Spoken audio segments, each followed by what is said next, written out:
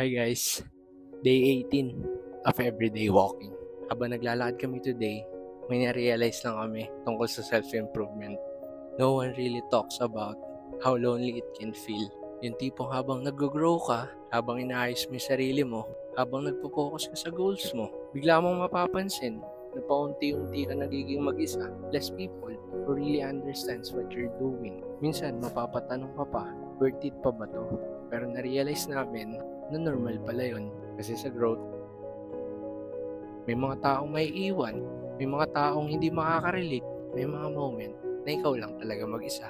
Pero kahit ganun pa man, keep going. Tuloy lang.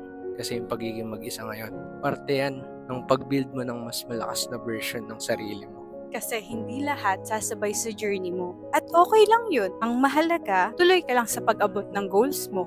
Kasi balang araw, marirealize mo na hindi ka nag-iisa. Nagiging mas matatag ka lang para sa future version ng sarili mo. Darating din yung time na maintindihan mo. Hindi ka naman talaga nawala. Nag-level up ka lang. So paano? Lakad na muna kami. Bukas na lang ulit.